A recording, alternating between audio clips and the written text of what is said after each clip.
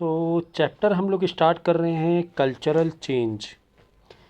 जैसा कि चैप्टर का टाइटल है, इस टाइटल के हिसाब से डेफिनेटली इस चैप्टर में हम लोग पढ़ेंगे इंडियन कल्चर के पॉइंट ऑफ व्यू से कि क्या धीरे धीरे कल्चर में चेंज आया है।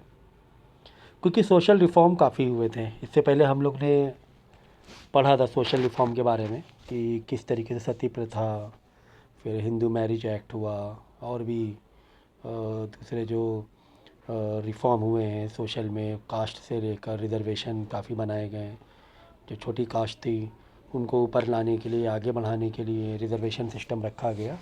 तो ये एक सोशल रिफॉर्म होने से धीरे धीरे धीरे धीरे, क्योंकि जब ब्रिटिश की कॉलोनीज़ बनी, कि अब ब्रिटिश आए तो वहाँ का कल्चर अलग था, तो धीरे धीरे यहाँ पे आके घुल मिले। ठीक है ना। अपना जो वेस्टर्न पहनावा हुआ या वेस्टर्न तरीके हुए रहने के, खाने पीने के, वो इंडिया में इंट्रोड्यूस हुआ और धीरे धीरे कल्चर में क्या आया, चेंज आया। ठीक है ना। तो यही हम लोग पढ़ेंगे इस चैप्टर में कि किस तरीके से सोशल रिफॉर्म जब हुए उसके बाद मॉडर्न चेंजेस आए कॉलोनियल इंडिया में अंग्रेज़ों के time. Different kinds of social changes हुए। संस्कृतिजाइजेशन हुआ, संस्कृतिटाइजन हुआ। ठीक है ना। और क्रिटिसाइज भी हुआ संस्कृताइजेशन में। ठीक है। वेस्टर्नाइजेशन हुआ, मॉडर्नाइजेशन हुआ, सेकुलरिज्म हुआ। ठीक है ना। इंडियन पर्सपेक्टिव ऑफ मॉडर्नाइजेशन, फिर secularisation, meaning and definition. India एक क्या है, सेकुलर कंट्री है कि नहीं? सारे धर्मों के लोग मिलकर रहते हैं, इसे बोलते हैं सेकुलर होना। जहाँ पर सारे धर्मों को सारे राइट्स मिले, आप अपने अपने धर्म, अपने अपने कल्चर को फ्रीडम होके सेलिब्रेट कर सकते हो, उसी को बोलते हैं सेक्युलर होना। तो इंडिया क्या है, सेक्युलर कंट्री है जहाँ पे हर मज़हब की प्रॉपर रिस्पेक्ट है और उनको सेलिब्रेट अपने कल्चर को फॉलो करने का पूरा राइट है। और इफ़ेक्ट क्या हुए सेकुलराइजेशन इन इंडिया से, इंडिया में क्या इफ़ेक्ट पड़े इंडियन कल्चर में, तो ये हम लोग इस चैप्टर में पढ़ेंगे। तो हमें पता है कि जो जो इंडिया है अपने आप में एक डिफरेंट कल्चर्स हैं, काफ़ी सारे कल्चर्स हैं। जो कास्ट वाइज कल्चर हैं, रिलीजियस वाइज कल्चर हैं, इंडिया में रीजनल वाइज कल्चर है। मतलब एक तो रिलीजियस वाइज हुआ, मतलब धर्म के आधार पर। फिर रीजनल वाइज भी, रीजनल मतलब एरिया के हिसाब से। महाराष्ट्र जाओगे अलग कल्चर मिलेगा, आप है ना मेघालय मिज़ोरम जाओगे तो कल्चर ही बिल्कुल अलग है। साउथ में जाओगे आप तो केरला या आंध्रा में जाओगे आप, वहाँ पे देखो खाना कैसे खाते हैं। ऐसे एक पेड़ का पत्ता होता है केले का, उसके बाद खाना रख के खाया जाता है, तो पूरा कल्चर ही अलग है। तो regional religious point of view से, कास्ट पॉइंट ऑफ व्यू से अलग अलग कल्चर है हमारे यहाँ।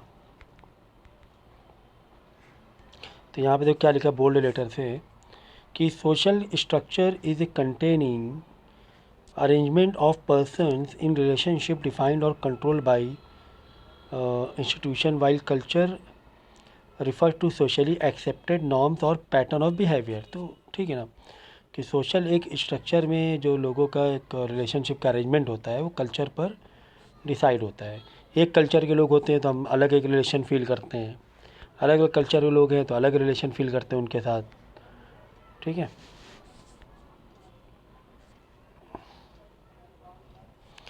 तो डेफिनेटली सोशल रिफॉर्म हम लोग ने पहले पढ़े कि सोशल रिफॉर्म जो हुए हैं, विडो रीमैरिज, सती प्रथा, ठीक है, कास्ट रिस्ट्रिक्शन जो थे, अनटचेबिलिटी थी, ये काफ़ी सारी चीज़ें थी इंडिया में जो धीरे धीरे धीरे बड़े बड़े जो रिफॉर्मर थे, राजा राम मोहन राय, ईश्वर चंद्र विद्यासागर, केशव चंद्र, महात्मा गांधी, ठीक है ना, तो काफ़ी लोगों ने सोशल जो एविल्स थे, जो सोशल गैप थे छोटी कास्ट बड़ी कास्ट के बीच में, उन्होंने उस चीज़ को ख़त्म किया।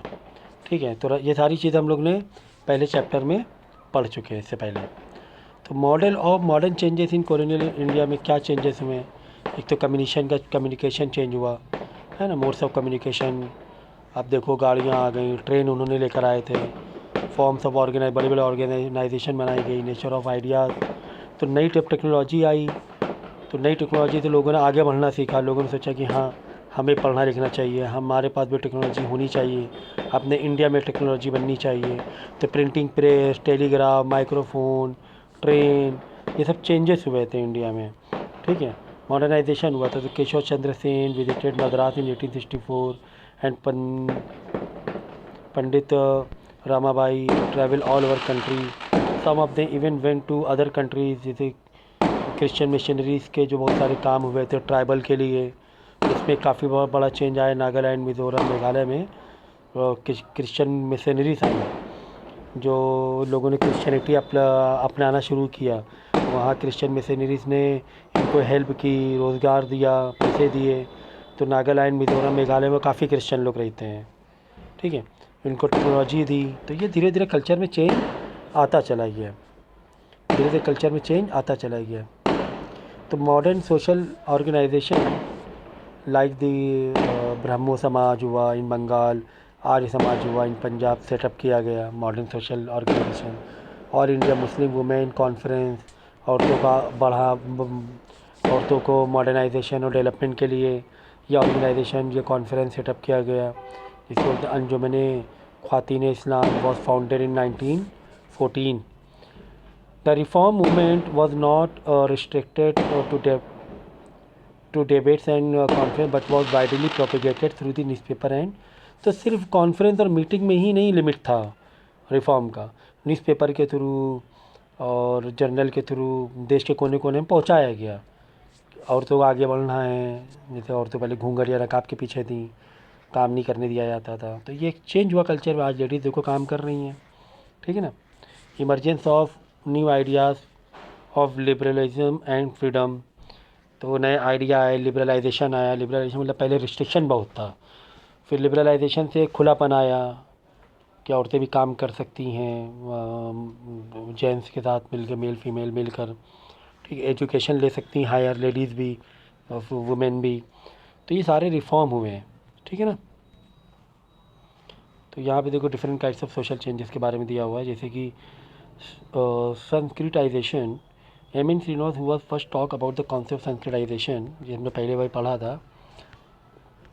Sociological literature, he tried to explain the structure of caste system and stratification in the Indian society. He showed how members of a lower caste emulate the way of life of the upper caste. तो ये बहुत अच्छा concept था भाई। कोई भी अगर दलित है, वो दलित क्यों है, वो दलित क्यों है, मीन तो ये ना, कोई भी दलित है क्यों है, क्योंकि वो अपने कल्चर की वजह से है, अपने पहनने, अपने काम, जो उसमें काम बना, उसका जो काम है, ऑक्यूपेशन है, उसका जो रहने का तरीका है, उसका जो कपड़े हैं, उसका जो खाना है, उसी से वो दलित है।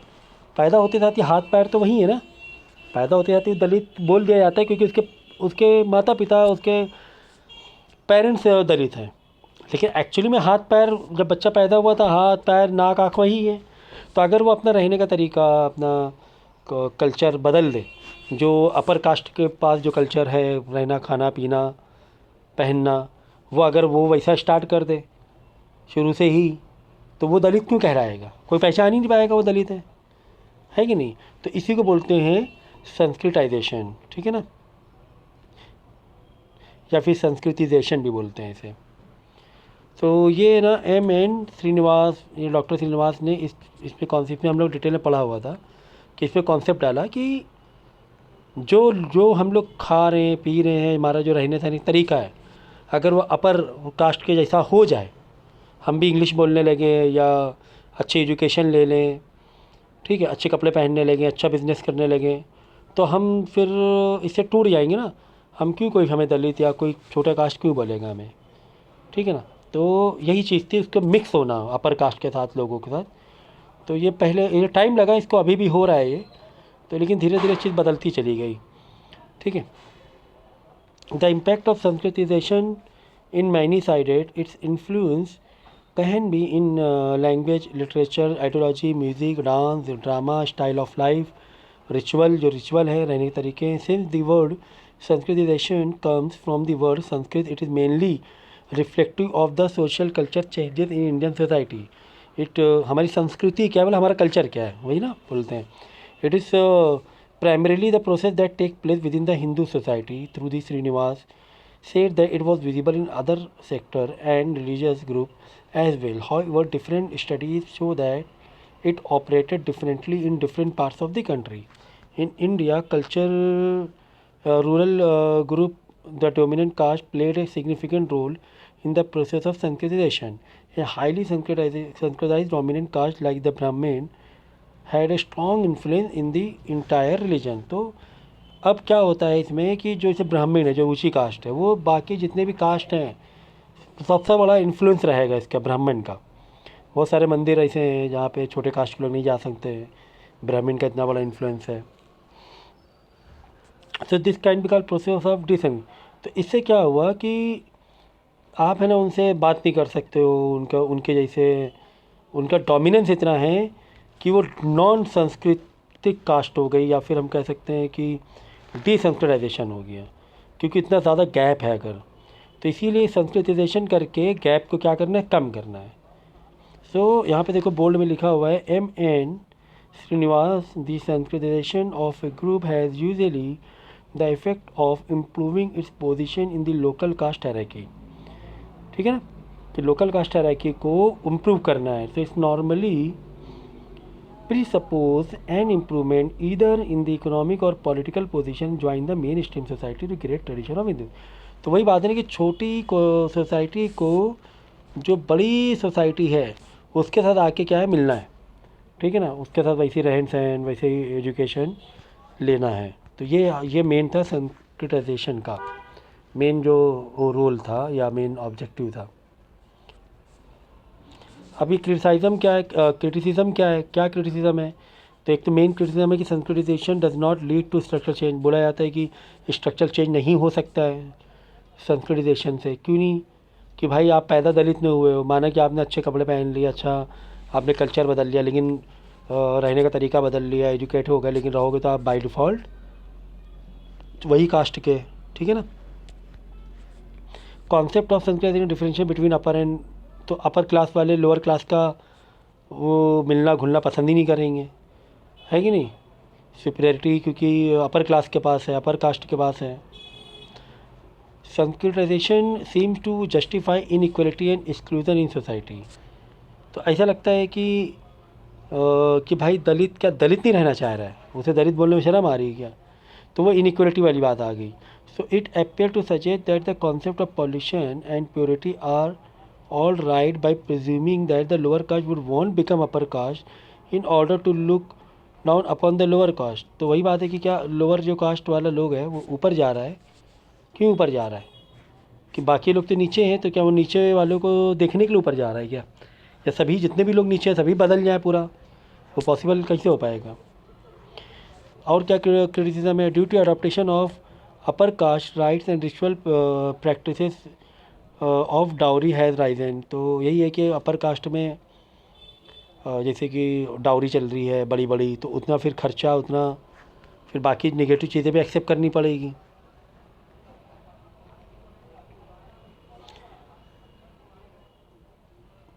कि जो अपर कास्ट में डाउरी सिस्टम है, डिस्क्रिमिनेशन है वुमेन का अपर कास्ट में, वो भी एक्सेप्ट करना पड़ेगा क्योंकि तुम अपर कास्ट में जा रहे हो।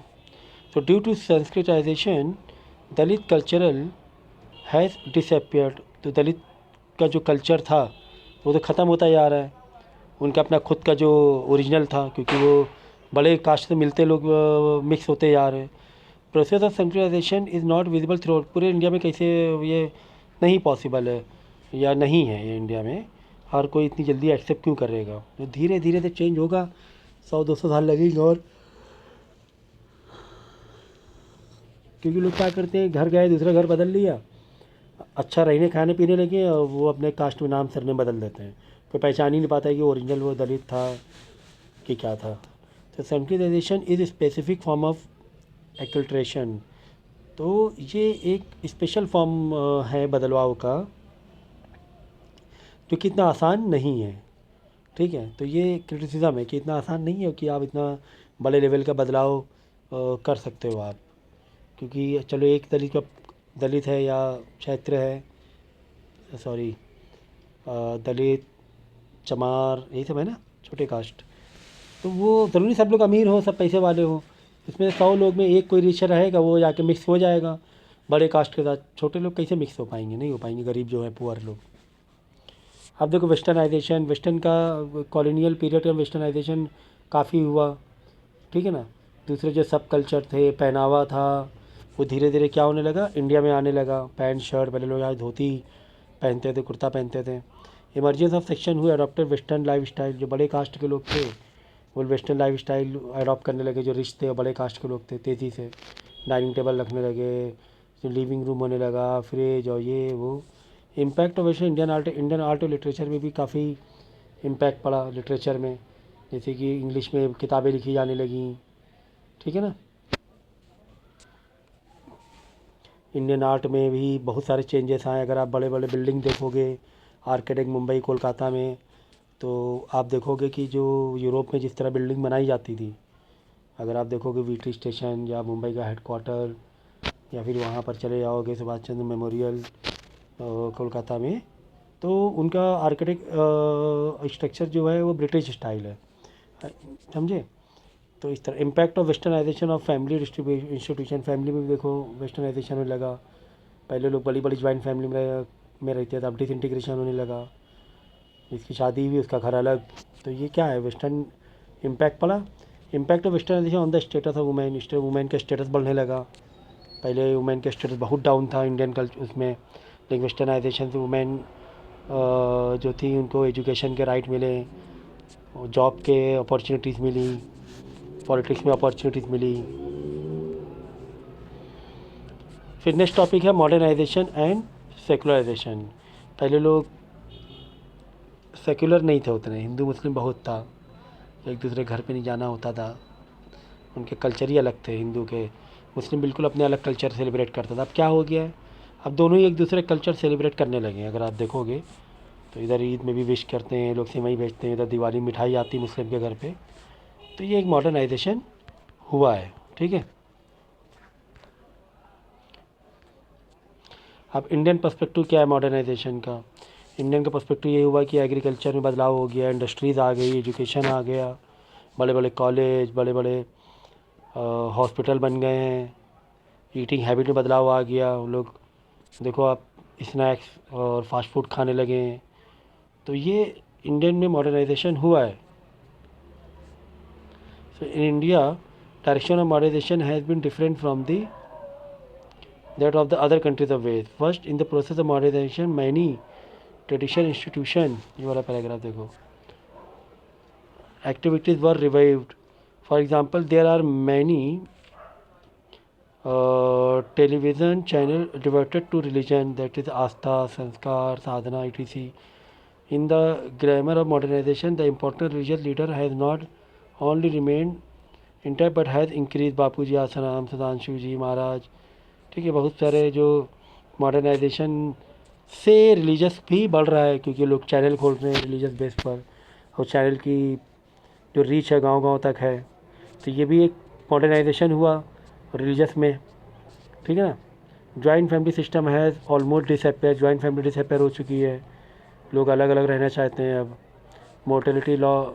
Morality has lots its impact. Materialism and indulgence और मेटेरियलिज्म बढ़ता जा रहा है, दिखावा बढ़ता जा रहा है। क्या बोलते, दिखावा, अच्छे से कपड़े पहने, अच्छी कार हो, मेरे पास अच्छा मोबाइल हो। तो इस तरह इंटरनेट मोबाइल में भी काफ़ी बदलाव हुआ है और काफ़ी इम्प्रूवमेंट हो गया है। उसके बाद देखो सेकुलराइजेशन। सेकुलराइजेशन मतलब यही हुआ कि दूसरे जो बिहेवियर है हमारे वो रेशनल होना चाहिए सारे मज़हब के लिए, ठीक है।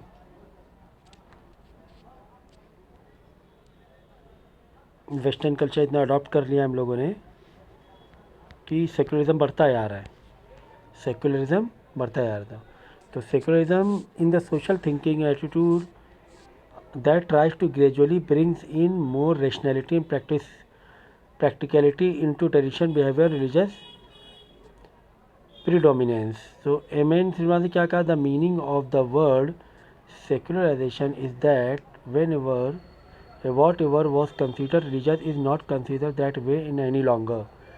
It implies the process of distinction that highlights the separatism of different aspects of society, economic, political, legal and moral. तो ये बताया कि सेक्युलरिज्म में रिलीजियस पॉइंट ऑफ व्यू से नहीं देखना चाहिए। अगर हम अलग अलग हैं, हो सकता है इकोनॉमिक पॉइंट ऑफ व्यू से अलग अलग हो सकते हैं, पैसे के पॉइंट ऑफ व्यू से अलग अलग हो सकते हैं, लेकिन रिलीजियस के पॉइंट ऑफ व्यू से अलग अलग नहीं हो सकते हैं। So in the context that Indian society secularization has been defined by the constitution and the government to convey that all religions are equal in the eyes of the law। तो secularism का main concept वही है कि सारे धर्मों को हमें equal समझना है। आज देखो दिवाली होती है तो मुस्लिम भाई भी दिवाली विश करते हैं, जाते हैं एक दूसरे घर में दिवाली ईद में। The government will also not allow any person, institution or community to adopt such bias। तो पॉलिसी बायस नहीं होना चाहिए। जैसे कि पॉलिटिक्स में कोई प्रोजेक्ट आया तो प्रोजेक्ट वो सबके लिए फ़ायदेमंद होना चाहिए, सारे रिलीजियस के लिए। एक केस में नहीं होना चाहिए कि एक धर्म को फ़ायदा हो रहा हो, ऐसी कोई पॉलिसी नहीं लानी चाहिए। तो this for Gandhi ji's ideas the word secular does not mean irreligious. Secular मतलब इररिलीजियस नहीं, दूसरे धर्मों को रिस्पेक्ट करना, उसे बोलते हैं रिस्पेक्ट करो। अगर कोई जॉब अपॉर्चुनिटी है तो मिलनी चाहिए तुम्हें धर्म के नाम पर, ऐसा नहीं कि रिस्ट्रिक्शन होना चाहिए उस पर, ऐसा नहीं होना चाहिए। तो क्या इम्पैक्ट हुए सेकुलरिज्म इन इंडिया के? आज देखो बिजनेस बहुत आगे बढ़ गया है क्योंकि सभी का काम एक दूसरे से जुड़ा हुआ है, एजुकेशन कितनी आगे बढ़ गई है, ठीक है। तो ये सारी चीज़ें इम्पैक्ट पड़ रहे हैं सेकुलरिज्म के। इंडिया में मजबूत होता जा रहा है इंडिया। इंडिया क्या होता जा रहा है? मजबूत होता जा रहा है। Today occupation are not adopted on the basis of caste religion. पहले क्या था, हलवाई का हलवाई कर सकता है, सुनार काम सुनार कर सकता है, पैसा नहीं है, कोई भी काम कोई भी कर ले। The criteria of choosing a profession has change just as other things change in the terms of life style and marriage. Marriage में भी देखो अब इंटर कास्ट मैरिज होने लगी है ना, शादी एक दूसरे धर्म में भी करने लगे हैं लोग। तो ये सब क्या है? ये सेक्युलरिज्म ही तो है।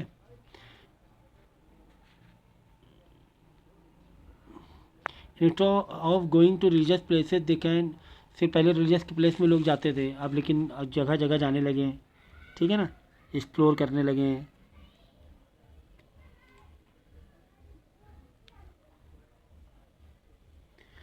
पहले लोग है ना सिर्फ पंडित और प्रेस्ट के पास ही जाते थे, पैसे डोनेट करते, लेकिन अब लोग गरीबों को भी डोनेट करने लगे हैं पैसा। चैरिटेबल इंस्टीट्यूशन को भी करने लगे हैं, बड़े बड़े जो चैरिटेबल इंस्टीट्यूशन बनी जो गरीबों की मदद करती है, अब उसको भी करने लगे मदद लोग। क्यों? क्योंकि ये सेकुलरिज्म है कि सबको फ़ायदा होना चाहिए। क्या होना चाहिए? सबको बेनिफिट मिलना चाहिए। तो बस यही चैप्टर था, इजी था चैप्टर, ये ज़्यादा टफ चैप्टर नहीं है। तो मैंने चैप्टर को ओवर भी बताया है। फिर भी आपके बहुत सारे डाउट निकलेंगे जब आप पैराग्राफ वाइज पढ़ोगे, डाउट निकलेंगे, तो वो पैराग्राफ आप मुझे स्क्रीनशॉट भेज दीजिएगा आप, ठीक है, जो भी डाउट्स हों इसमें।